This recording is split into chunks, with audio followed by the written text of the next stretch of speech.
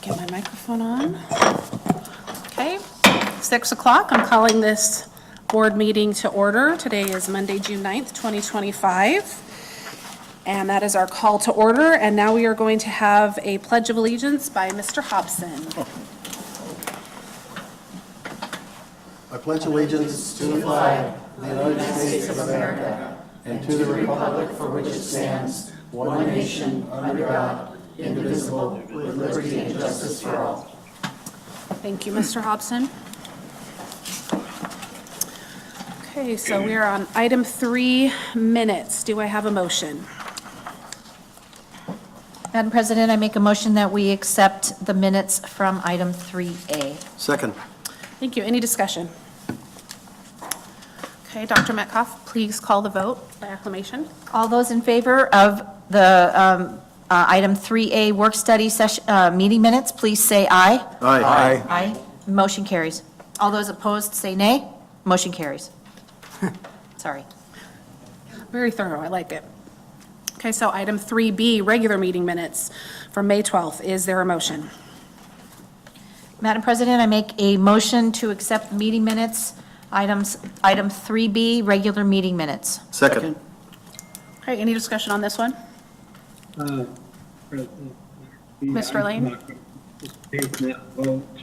I wasn't in attendance to the room.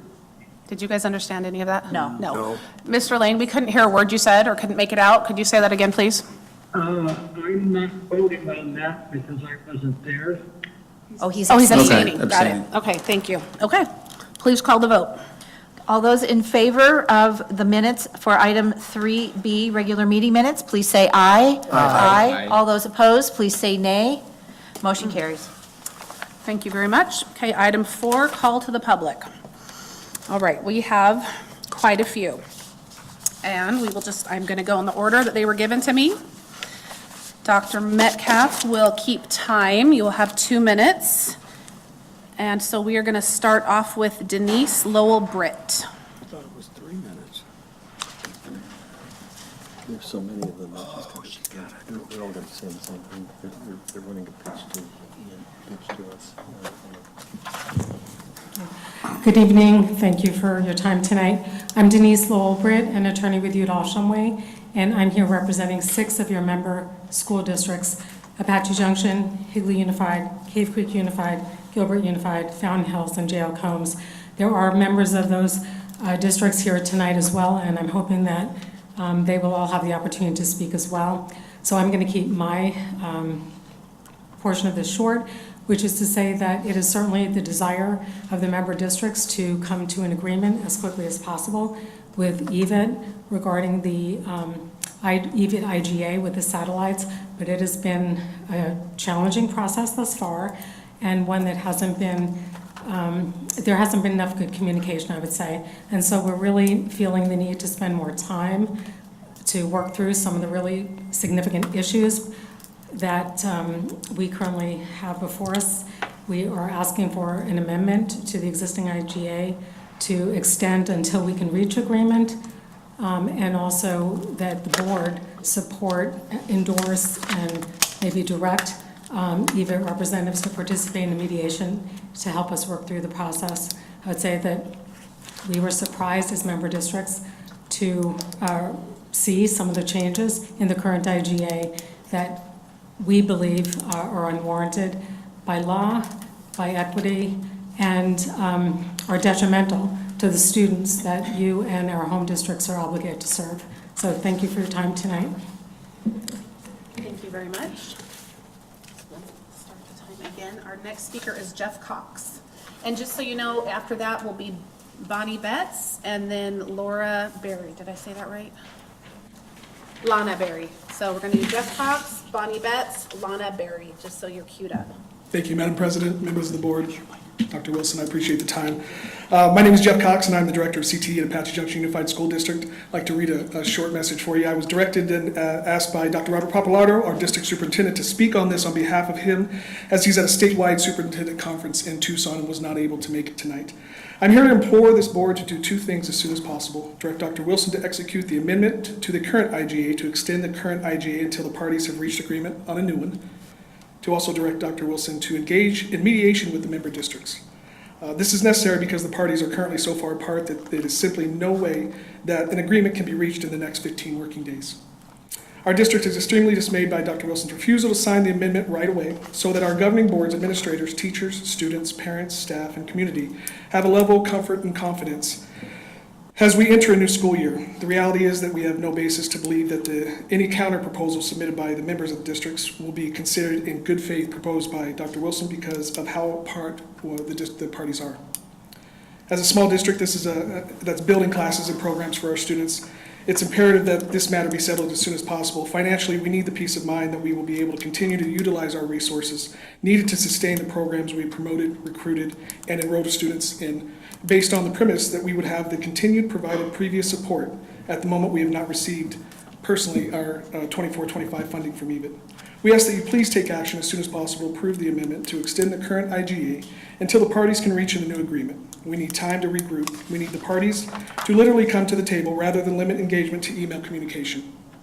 We also need EVIT to agree to involve a neutral third party, as the member districts have requested, to help us work through our current substantial disagreements. Thank you for your time and consideration. Appreciate it. Thank you. So next is Bonnie Betts.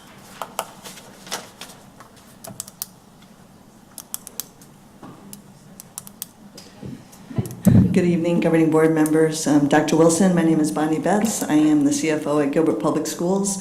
So again, we are hopeful that you on action item 10A will direct the superintendent to sign the amendment so that we can continue working towards a mutually beneficial resolution. Just to give you a couple of details, today we have all of our teachers have signed their contracts. So right now we are expecting the same level of funding. So for Gilbert, it's about $4 million a year. In addition, we start school on the 22nd of July, and so all of our students are already scheduled and ready to go. On a regular basis, daily, we transport about 500 students a day to EVIT Maine and roughly about 150 students daily to the Power Campus, where we do not receive any funding for the transportation. We do receive some activity funds, just to be honest, which is about 11 cents a mile.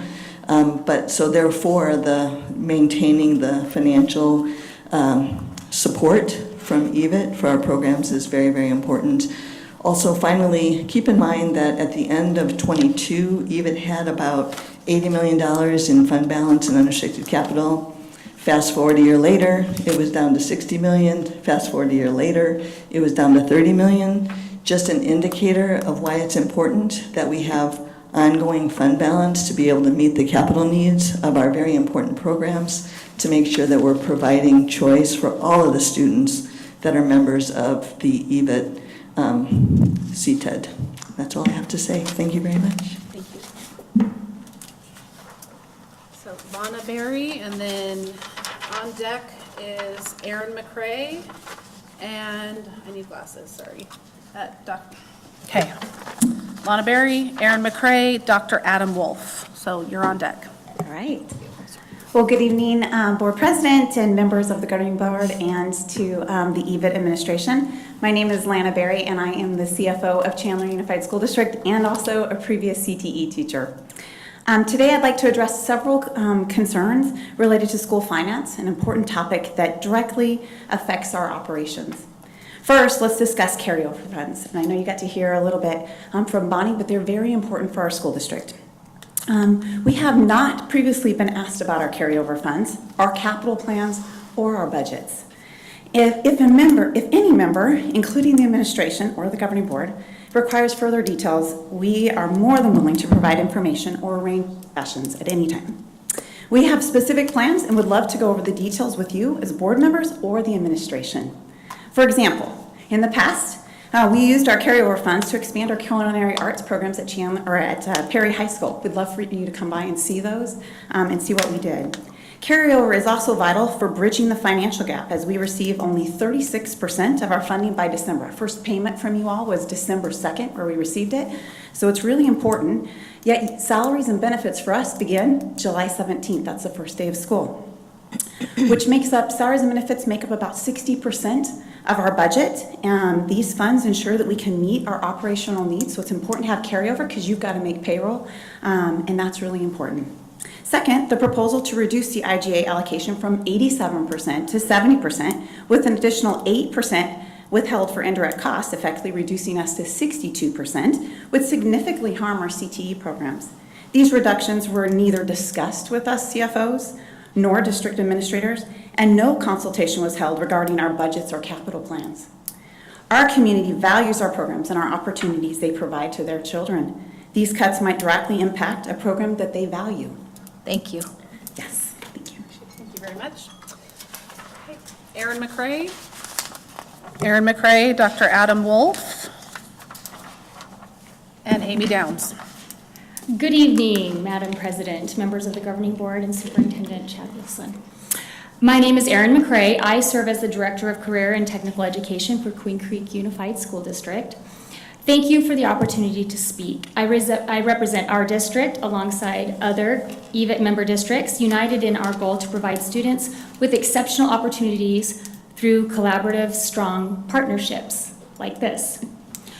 As a governing board, I've been impressed at the role that you play in advocating for member districts and their respective families and students. The decisions that you make have a meaningful impact and are most powerful when they reflect the voices, values, and the needs of the communities that you each represent. And we would love for you to come out and see all of the programs, the fantastic things that our kids are doing. While there may be differing perspectives, the current IGA draft does not appear to reflect our broad collective input. As a result, we strongly request that the board approve an extension to the existing agreement and initiate a mediation process to allow the parties to work with a trained neutral to reach a fair and equitable resolution of the differences. Doing so will provide our governing boards, district administrators, teachers, students, parents, and community members with a sense of stability and confidence as we prepare for the upcoming school year, which is only a month away. Thank you again for your consideration and for your time and commitment to all of our students. Thank you very much. Dr. Adam Wolf. Is he here? Is someone else going to speak for him? We submitted something for you to call him, but Oh, that's a new one. I don't know what that means. We're going to put that later. Okay, so Amy Downs, and then it will be Tim Fountain.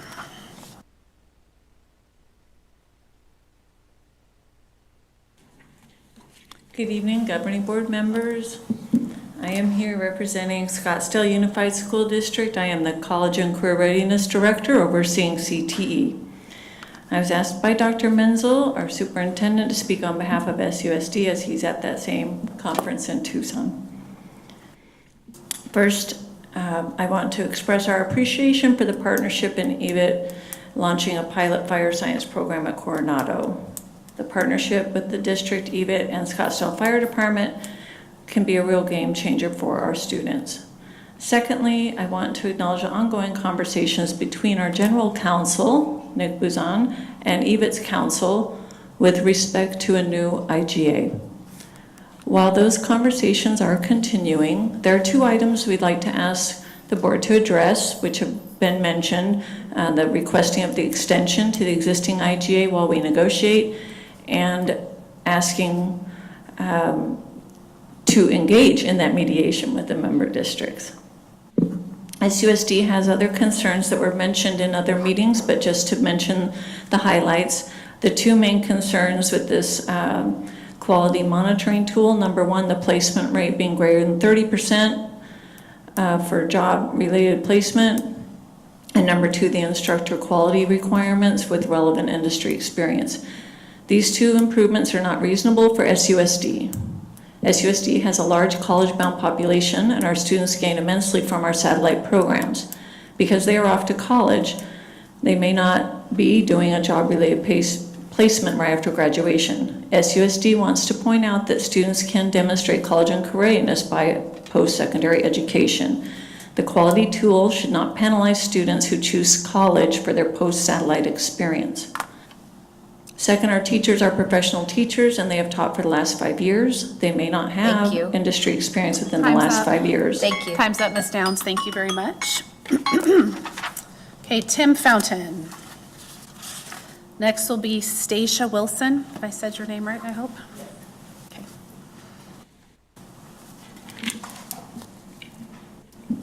All right, good evening, Dr. Wilson and members of the EVIT Governing Board. My name is Dr. Tim Fountain, and I'm here representing the J.O. Combs Unified School District. The J.O. Combs Unified School District has significant concerns regarding EVIT's proposed draft of the intergovernmental agreement with member school districts. We believe EVIT is misrepresenting state law and that the proposed IGA does not adequately represent the interests of the member districts you were elected to serve.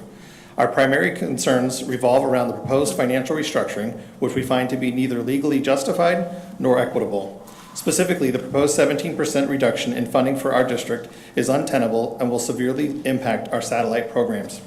In addition, the elimination of indirect cost reimbursement further reduces funding for our satellite programs and is not required by law. The proposed grant program offers no guarantee of funds for our satellite programs and makes our district ineligible due to existing encumbered revenue in Fund 596. This disproportionate impact on our satellite program at Combs High School is unacceptable. We firmly believe that revenue generated by our students attending EVIT classes belongs to the district. Should our students stop attending EVIT, that additional funding would cease. We also want to emphasize that the role of the EVIT Governing Board members is to represent the students of the member districts. This proposed IGA clearly prioritizes EVIT's financial needs over those of the member districts. Regarding our Fund 596, while EVIT administration has mentioned unencumbered funds, they have not sought information about their purpose. These funds generated by our students are earmarked for long-term plans to directly benefit our CTE students. We are fully compliant with all CTE funding regulations and use these funds solely to enhance our CTE programs. Our district values our partnership with EVIT. However, these proposals threaten to undermine it, ultimately harming our students. Open lines of communication must remain. We suggest quarterly meetings with Dr. Wilson and the superintendents of the member districts and annual meetings with the representatives from both the EVIT Governing Board and member districts. However, our current asks, like you have heard from others. Time is up. Thank you very much. Next, Stacia Wilson. And then it will be Jessica Edgar. Good evening, Madam President, members of the board. I'm Dr. Stacia Wilson, Superintendent for Tempe Union High School District. EVIT and the member districts knew that the current IGA was expiring on June 30th of this month. The member districts took initiative on February 26, 2025 to provide EVIT with proposed updates to the current IGA. The proposed changes were not extreme. However, member districts did not receive EVIT's proposed IGA until May 15, 2025. EVIT's proposed IGA contains many problematic changes to the current IGA. In particular, I'd like to highlight a couple areas of concern. First, EVIT's proposed IGA requires home districts to return all current and past 596 funds earned from our students and reserved for future CTE projects at the IGA's expiration. While much attention has been given to EVIT's auditor general findings, all of our districts have also been audited, and neither the Auditor General nor our independent auditors have ever found improper use or reservation of these funds. Secondly, EVIT's proposed IGA provides that all property purchased with the home district reimbursement funding under this or any prior IGA will belong to EVIT at the expiration of the IGA. This is property that has been purchased and maintained exclusively by member districts. If EVIT believes that it should have ownership of this property, then EVIT should directly purchase such equipment from its funds and take on the responsibility of maintenance and repair during the term of the IGA. These are just two examples of proposed revisions that are not justifiable and that would be harmful to our satellite programs and hurt our students. We need the parties to physically come to the table rather than limit engagement to email communications. To that end, we need EVIT to agree to involve a neutral third party, as the member districts have requested, to help us work through our current substantial disagreements. Thank you. Thank you. Thank you very much. Jessica Edgar. Good evening, Governing Board President and members of the board. My name is Dr. Jessica Edgar, and I'm an educator and a parent. As a mother of 4, 2 of my children are CTE completers through programming on EVIT's main campus. And my daughter is now on her way to being a completer as she's enrolled in her 2nd year of culinary at a Chandler Unified High School, which is an EVIT satellite program. I share my personal experience with you as a parent and as an educator in Arizona because we have been called as educators to provide parents choice for educational programming. For my family, having choice between the CTE programming at EVIT Maine and at a Chandler Unified Satellite program provided opportunity for my daughter to be involved in specialty fine arts programming and quality CTE programming. Chandler Unified School District has 6,758 students enrolled in CTE satellite programming in the 2024-2025 school year. We also had 794 students enrolled and transported to EVIT to take advantage of EVIT CTE programming. In total, Chandler Unified School District had 7,552 students involved in CTE programming. The definition of collaboration is the action of working with someone to produce or create something. In order to continue to offer quality CTE programming for all students, I'm asking as a parent and as the incoming Assistant Superintendent of Teaching and Learning for Chandler Unified School District that there be collaboration between EVIT and the 10 satellite school districts. The action of collaboration is imperative to increasing choice and educational access for high school students in the East Valley. We are asking to extend the current IGA to provide an opportunity to collaborate for our students. Thank you. Thank you very much. Next, we have Lindsay Duran and then Bill Dolezal.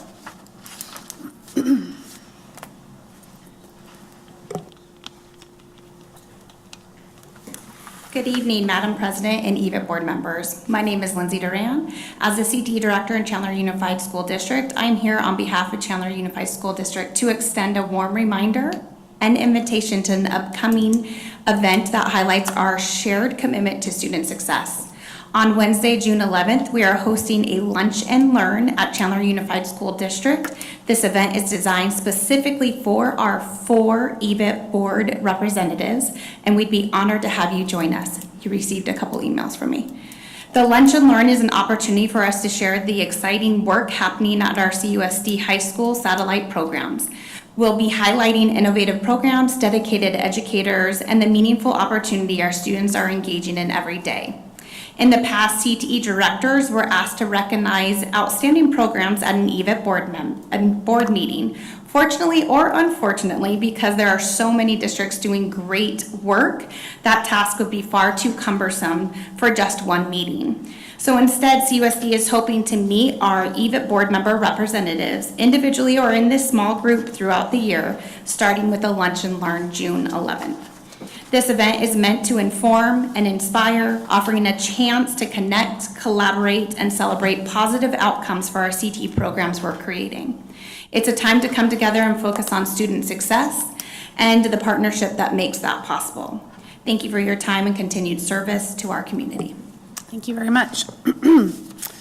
And we have Bill Dolezal.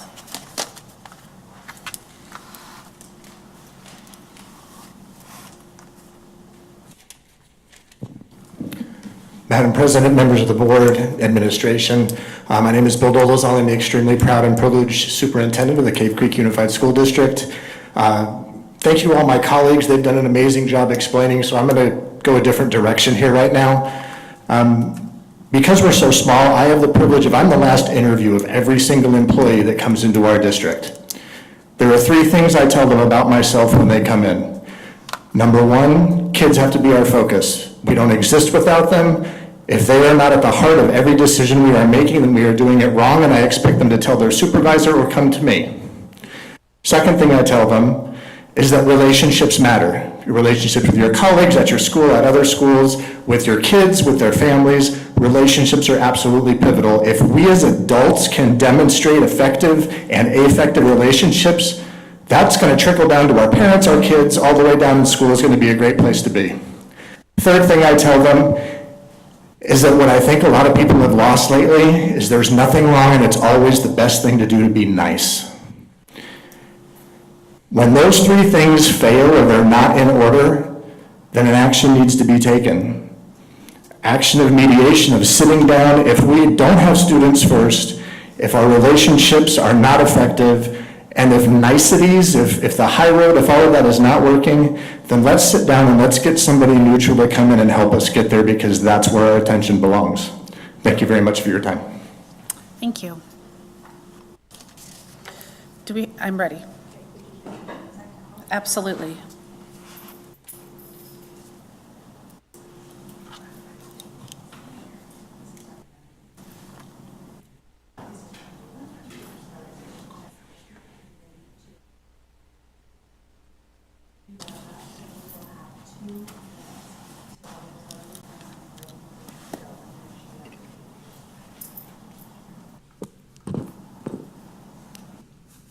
Dr. Wolf? Yes. Okay. Okay. You ready?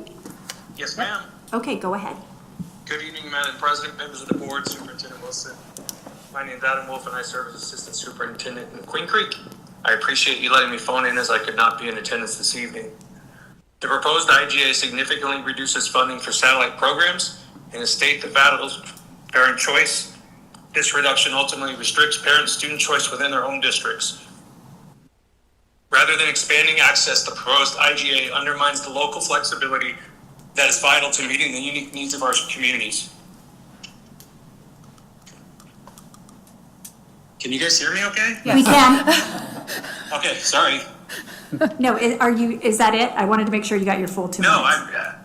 You guys can hear me okay? Just tell them to Additionally, keep the going, there'll quality be no indicators outlined interaction. in Exhibit D of the EVIT program evaluation remain a significant concern for member districts. One of the primary concerns is lack of collaboration with member districts in the development of this document. Additionally, a recent letter was sent to individual board members within our district, including district leadership. The letter contains several inaccuracies which have been addressed by our district's legal counsel. To ensure transparency and shared understanding, we want to make sure all EVIT board members have received the correct information. On behalf of member districts, we strongly urge the board to approve an extension to the current agreement and initiate a mediation response. Mediation offers the best opportunity for all parties to work through existing disagreements and collaboratively develop a new IGA. This approach represents the most reasonable, fair, and equitable path forward. Thank you. Thank you. Thank you. Okay. That was a new one, calling out. Okay. I worked around with what we had. Okay. Thank you very much for taking time. We will move to item 5, consent agenda. There's still, I hear something going on. If you did not submit it in time, I do not know the protocol for emailing in. Is that how we? Okay.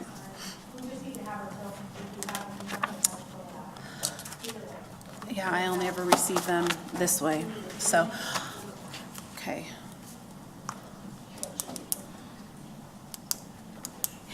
Sorry, I did my best. I appreciate it.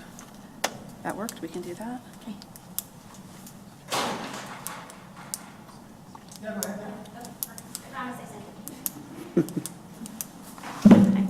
Good evening, Madam President, members of the board. My name is Amber Bordas, and I'm from Queen Creek Unified, and I'm here tonight to respectfully urge the board to approve the extension to the current IGA while a new agreement is negotiated. The IGA between EVIT and the member districts has remained relatively consistent for the last 9 years. It has supported stability and allowed districts to budget and plan responsibly. Unfortunately, the proposed current IGA has significant changes. There are several provisions in the current draft that are concerning. This shift from a set 87% reimbursement rate to an up to 70% with grant opportunities drastically affects budget planning. The grant mechanism lacks clarity. Additionally, districts with remaining funds in their accounts would be ineligible to apply for the grants, which would unintentionally disqualify districts who are planning for satellite expansions. The IGA strips out indirect costs throughout the document, further undermining the financial support for satellite programs. Upon termination of the IGA, EVIT proposes to sweep all 596 funds and take ownership of all property, even when that property was purchased with district reimbursements under previous IGAs that stated the property belonged to the district. These proposals directly impact our ability to fund and sustain career and technical education programs that serve students across our community. Given the financial implications, I ask the board to approve an extension to the current IGA to protect students and maintain continuity while continuing negotiations. And I thank you for your time tonight. Thank you, Amber, great name. Okay, is that everything? Is that all of everyone that's filled out a form? I will take that as a yes. Okay, we'll move on to item 5, consent agenda. Madam President, I move the approval of items 5A through K on the consent agenda. Madam President, I make a second for items 5A through J, consent Okay, agenda. no, through K. A through K, excuse me. Excellent, any discussion? Any comments? Okay, please call the vote by acclamation.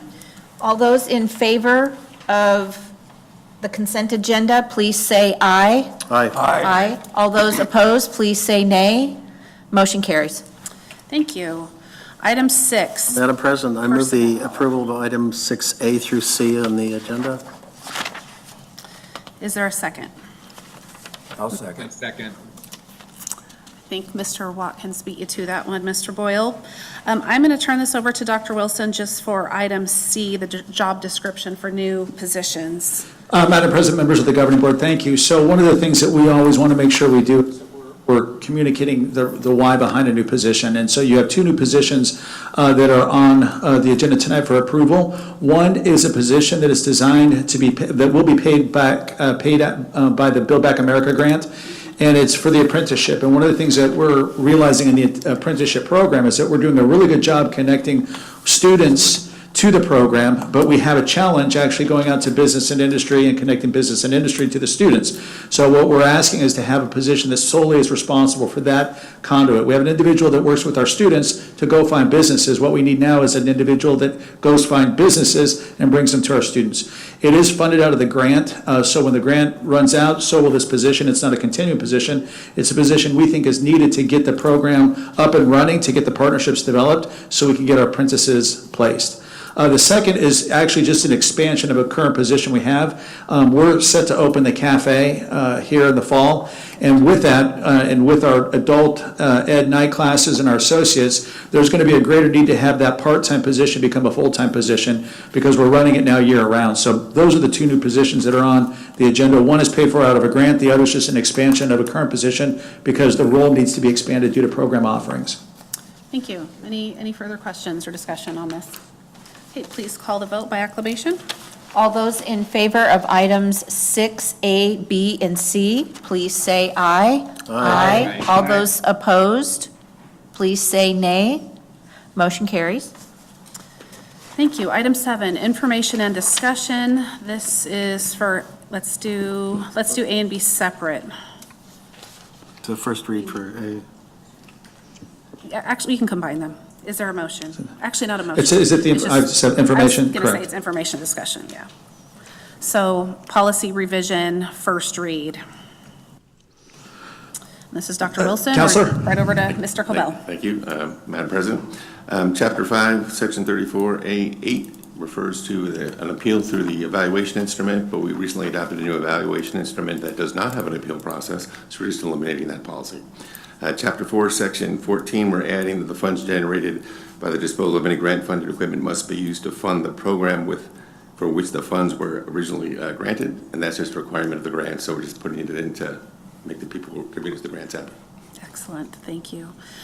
And then item B, discussion of board member travel to the Arizona ACTE Summer Conference. Could I ask that we table this discussion until we have a study session on board member travel? Absolutely. Policy, if anyone feels that way. It's been a discussion topic for us a lot in the past, and I think we would be better served if we did a study session with some very pointed numbers and data before we go further on this.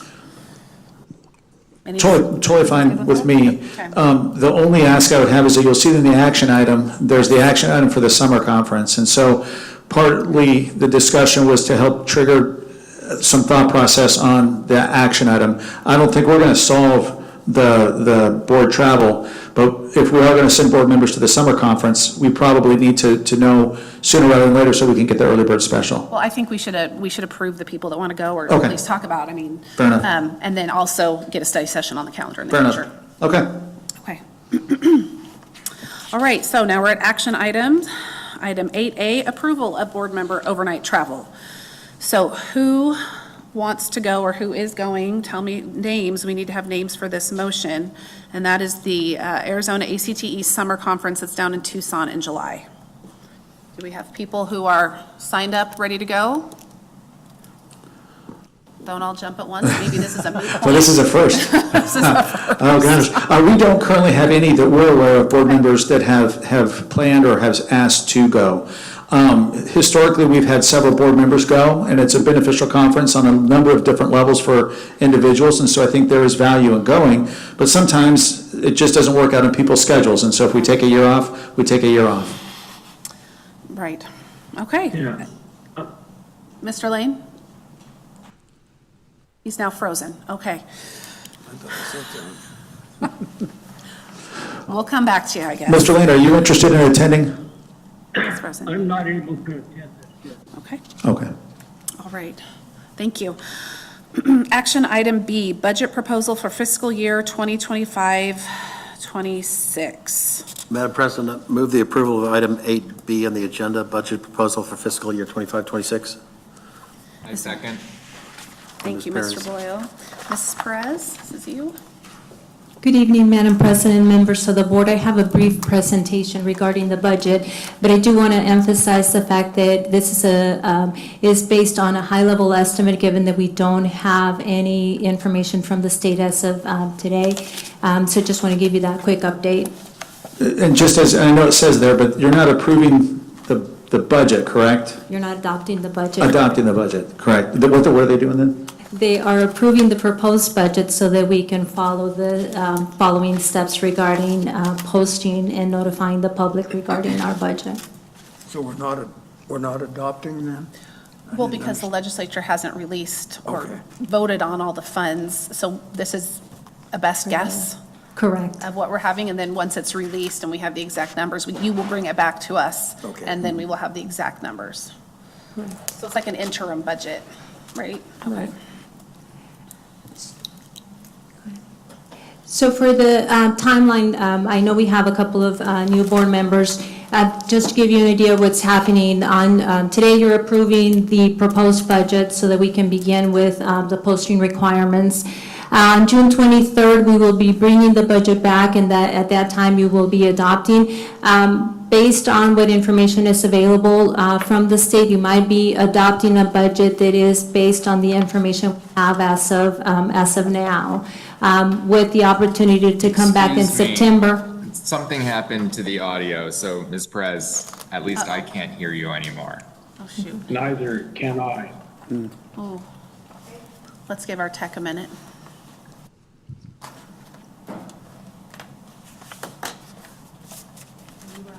You were. You- Gotta start all over again, dang it.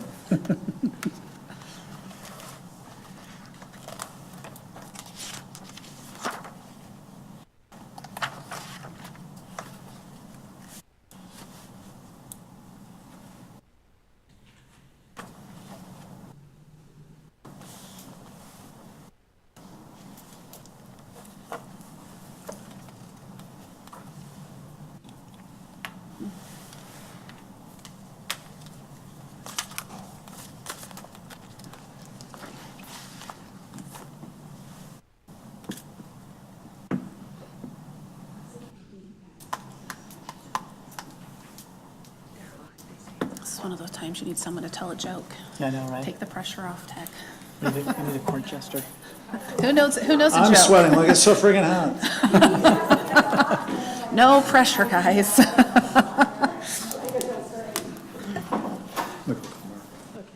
Need an official EVIT court jester. That's right. We'd like to make a motion to have an official court jester to come in these moments and entertain.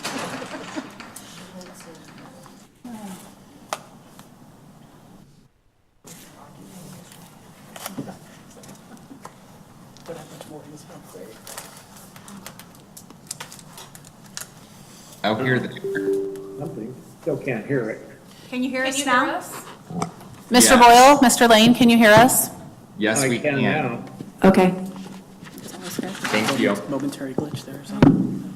I'll go back to starting on the timeline. Today, you're approving the proposed budget so that we can proceed with all the required posting and then scheduling our hearing on June 23rd.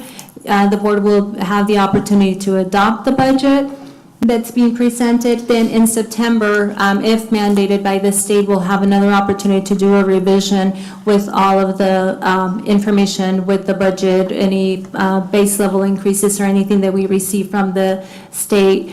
Also, we're always, as you know, we're working on multi-years. In October, you'll have the opportunity to approve the AFR, which is your annual financial report that is for all activities through June 30th. Then in December, once again, depending on how we stand within the budget, we may be required at the state level to bring another revision. With following in May of next year, we will do a final revision to the budget. So just want to make sure I gave you that timeline. Budget highlights, as I mentioned, this is based on current year base level funding. We, as soon as we have the update, obviously I'll update the board with that. It excludes any increases to the base level formula in the state budget, but it's also a conservative estimate given that we don't, as I've always mentioned to this, and I always sound like a broken record, in that we don't know how many students will actually show up to our central campuses. And so for us, it's best to estimate a decline as opposed to an increase in enrollment. So this budget proposal has a projected 5% decline. Once again, when we come back in September or December to do a budget revision, I'll have a better idea as to where our enrollment actually stands. Just as a reminder, our state funding is based on instructional hours, so also depending on when the students show up and how long they stayed, it also impacts our funding. This budget does reflect the 2.6% increase that you approved earlier in the spring. It also includes the average teacher salary.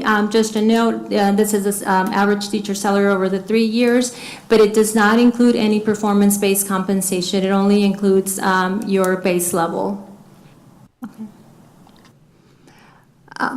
Again, base level funding is the current year, $5,013 per 1.0 ADM. This is what we're projecting with the 5% decline at a 9,489, and this is as a CTID. This also includes our satellite pass-through amounts. Our $63,700,000. In addition to that, we increase the adds to the budget capacity, our audit cost. District additional assistance, this we have a little bit better idea since it is based on prior year enrollment. So we're expecting a little bit over 7 million. Total equalization base is the 70,821,000 for EVIT.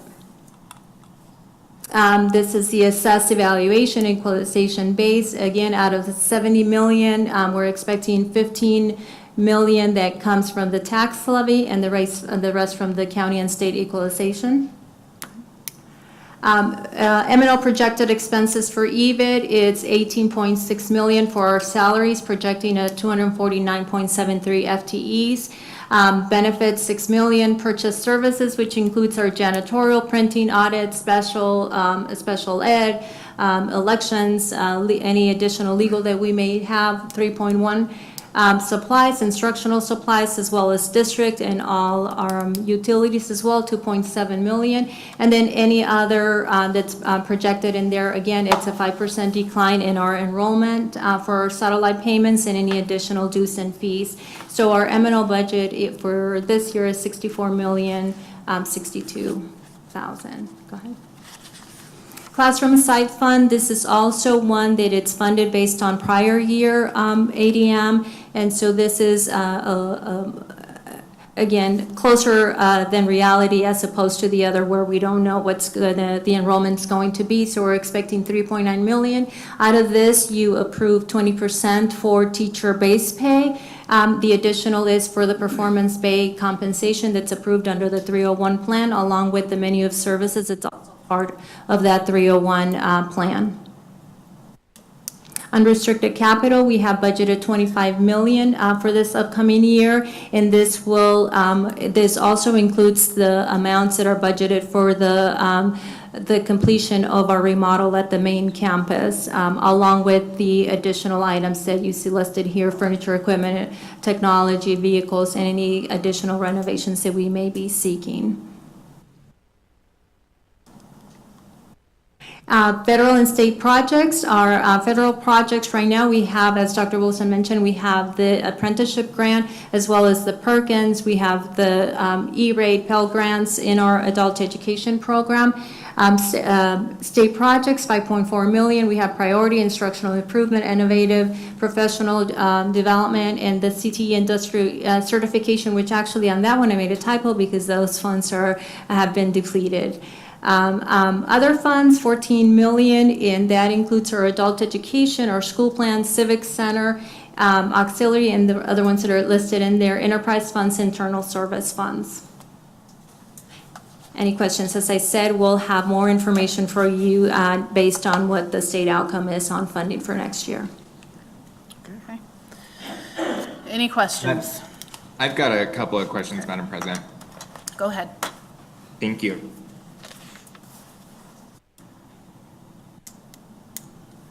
Year, the anticipation or the kind of necessity of being conservative in this upcoming year's budget projection, and we discussed the potential for enrollment decrease of 5%. What, to our best knowledge today, what does enrollment look like for next year in reality, knowing that it's, you know, still subject to change? Madam President, members of the governing board, that's a great question, Mr. Boyle. I think one of the challenges we face at the Central Campus is twofold. One, the percent of students that say they're coming that don't show up, and that's always a challenge for us, and we figure about a 10% loss from the time at which we have the sign up to the actual attendance. One of a bigger challenge for us, and quite honestly a bigger disappointment for us, is the number of students that don't finish the year with us. And so when we talk about persistence, and in our organization, persistence is largely defined on how many students are here on the first day and actually finish their year with us. We went into last year with an expected enrollment right at about 8,000, I think is what we were looking at, and we finished, where would we finish at? About 64. About 64 is what that reduction was. So I say that because our projections of enrollment are up this year, right now, compared to where they were last year, but there's the concern that unless we've done things that will mitigate some of the challenges we've had, that we're going to be right back in that same spot again, if potentially worse. If we do what we're hoping to do and what we said we're going to do, then we might very well see ourselves sitting in a much better situation than what we had anticipated. So what is, you mentioned that right now,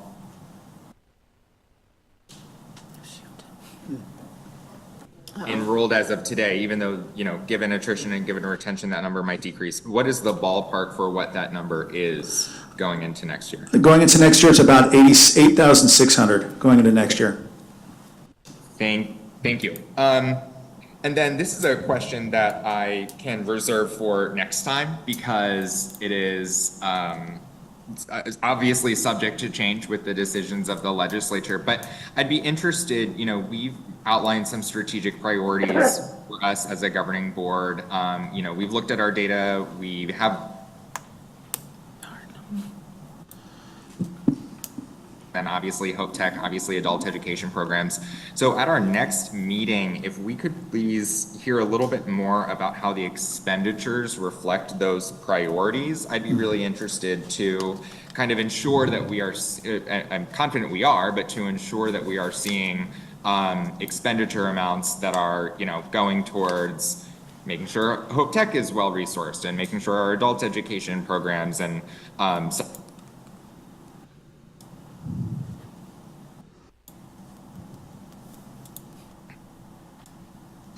That makes total sense, Mr. Boyle. We'll absolutely do that.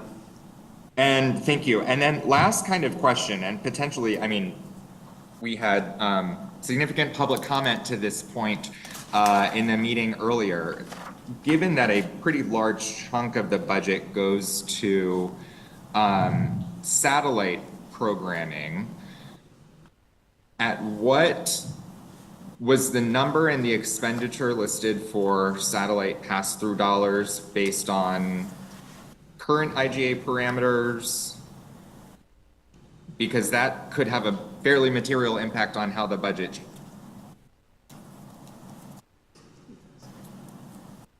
I'm sorry, you froze again. Oh, no. Now go. Okay, so I'll try and be quicker. Is the budget based on the parameters of the current IGA? Yes. Okay, thank you. Just to further clarify, yes, but with the additional 5% decline at the satellite level as well.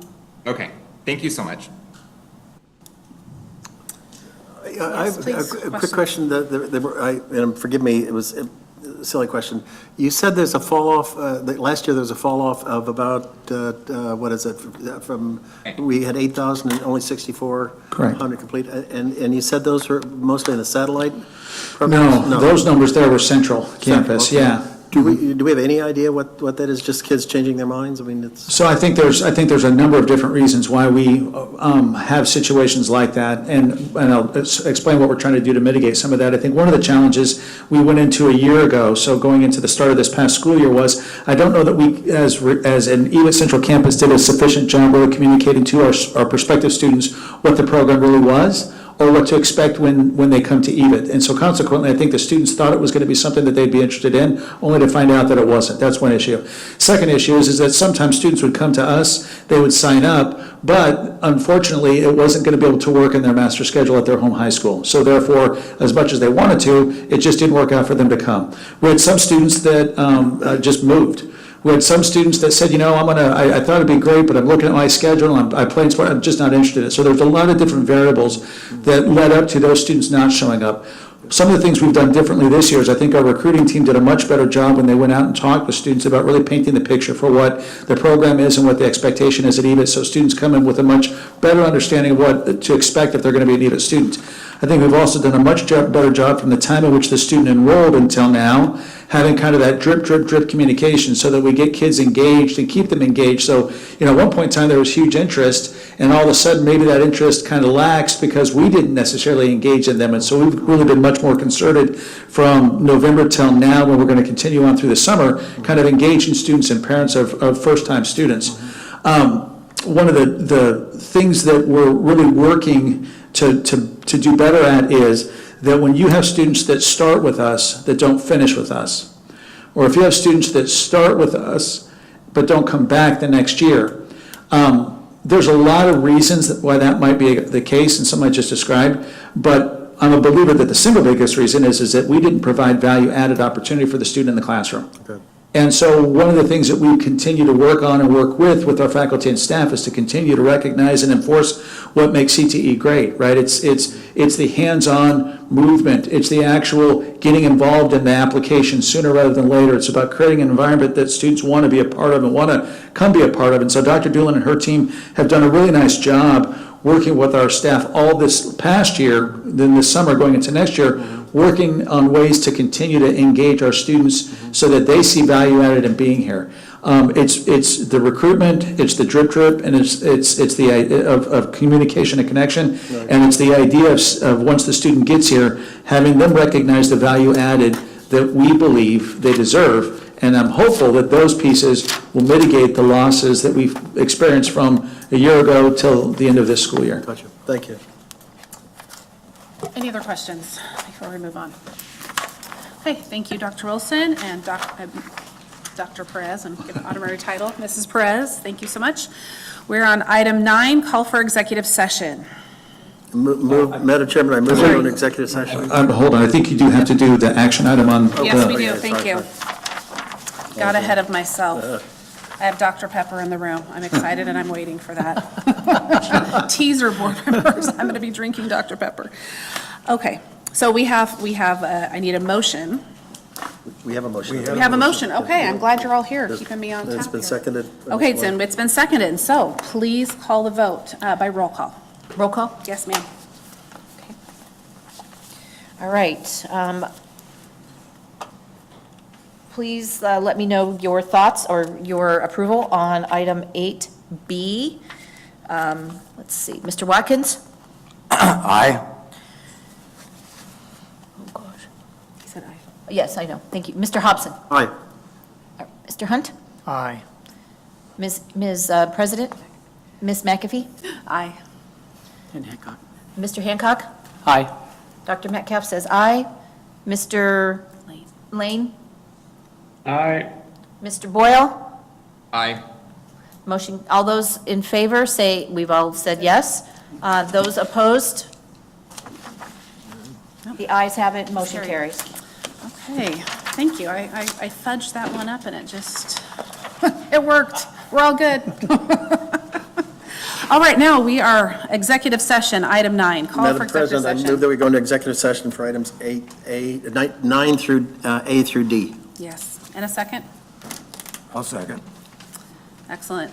Please call vote by acclamation. All those in favor of executive session, items 9A, B, C, and D, please say aye. Aye. Aye. All those opposed, please say aye, or nay. Motion carries. Carried.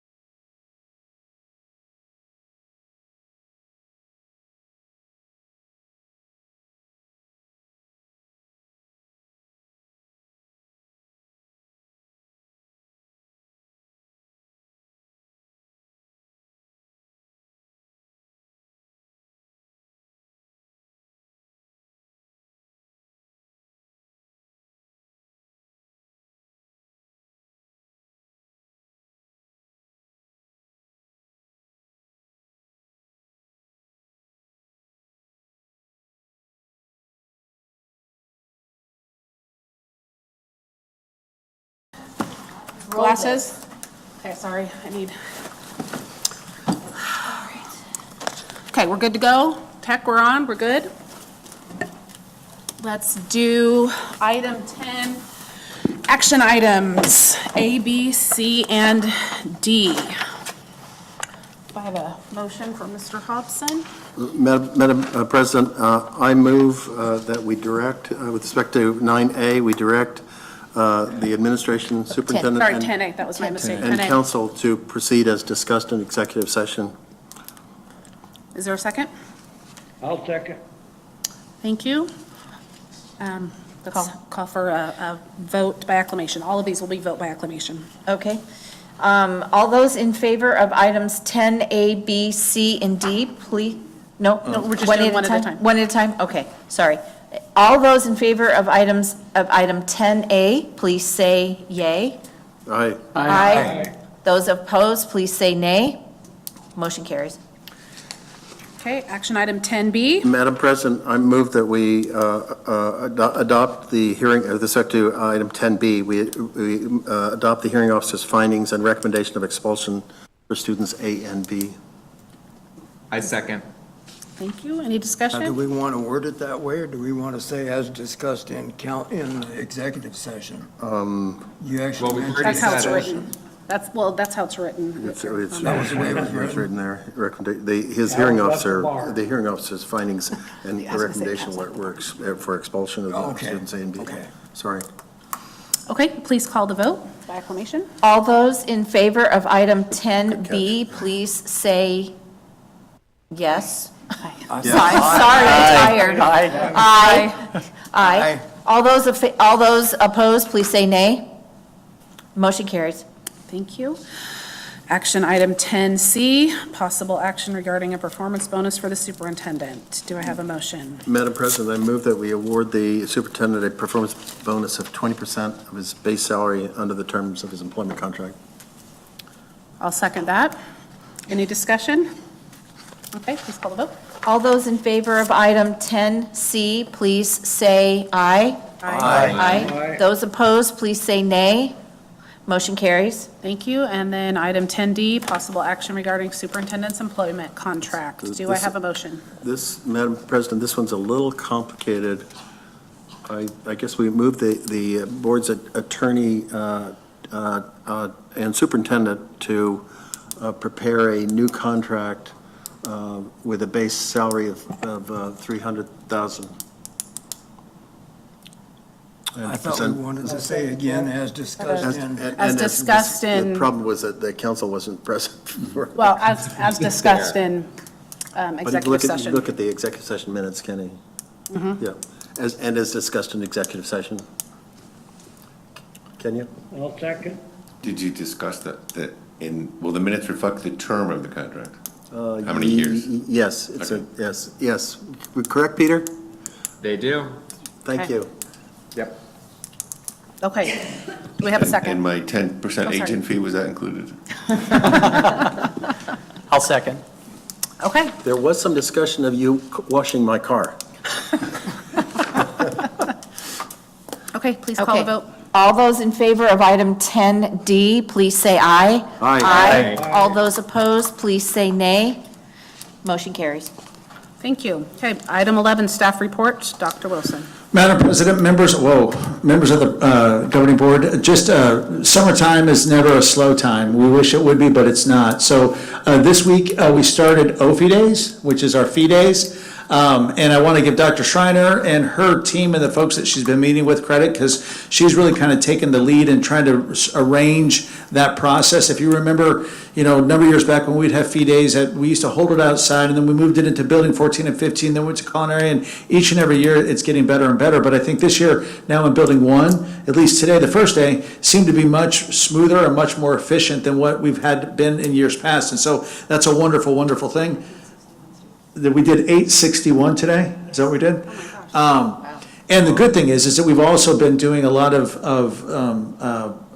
payment online during the year as well. I mean, to Mr. Hobson's question, what are some things that we could do better that would help ensure that we're going to have students show and stay? And part of that is, having students pay their fees and and we're able to do that because of some of the remodel and some of what we've done over in Building 1. So I give Dr. Schreiner and her team credit.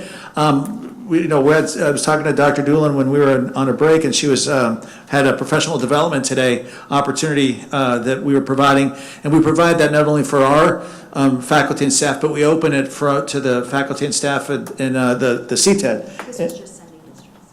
Oh, this is just sending districts, and we had Chandler, we had Queen Creek, we had sending districts on our campus with the professional development. So it was a wonderful opportunity. So as much as we used to think that summer's a downtime in education, it really isn't anymore. In fact, it's really a busy time. So OP Days this week, next week, professional development, and you see there's conferences that staff are going to, and before you know it, we're going to get new teachers back on campus the first part of July. So, and get ready for the next school year. So I think you guys also ought to celebrate the great graduations that I was only able to get to one of them thank you. that happened. That was really I got to the third one, and it was really, really glorious, and it was really, really incredible, and that may be the big graduation that the only big graduation some kids have. Yeah. But it was really wonderful to see the families there and the joyful colors and lots of laughing and joy, and you all made that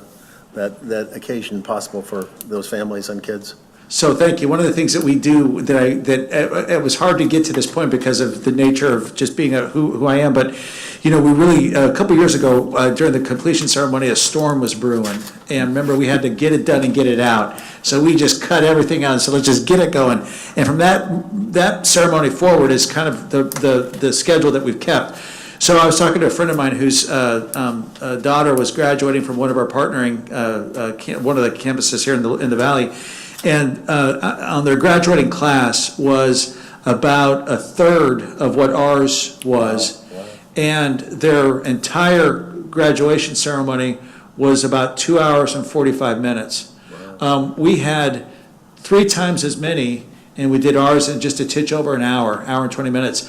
And what I find so fascinating about that is I can't tell you how many emails I got from parents saying, thank you for having it be just what it should have been. And so that was great. I can't thank you enough. I think all those, all the speeches, the kids and the orchestra, do it on campus. Let all the kids enjoy it and the parents just come for the wham bam. Thank you, ma'am. That's my own personal opinion. It was a good highlight I think one of the good highlights for me too, aside from it being my first, is seeing Jason's daughter. He was there that first night and his daughter was going through the completion ceremony. That's cool. So it was cool to see that. That's cool. Yeah. Good for you. It's really cool.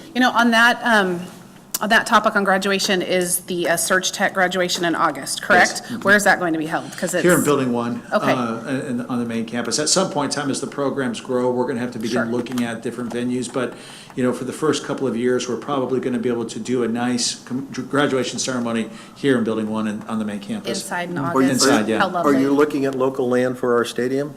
Yes, that's part of what we're doing. Yes. Well, the Chase Field is up for discussion. Of course, we might just see if we can, swing it. Thank you very much. Okay, thank you. So that takes us to our next meeting is it June 23rd? June 23rd is our next meeting and adjournment. So Madam President, I move that we adjourn. I'll second that. Okay, please call the vote. All those in favor of adjourning, please say aye. Aye. All those opposed who want to stay the night, say nay. Okay, motion carries.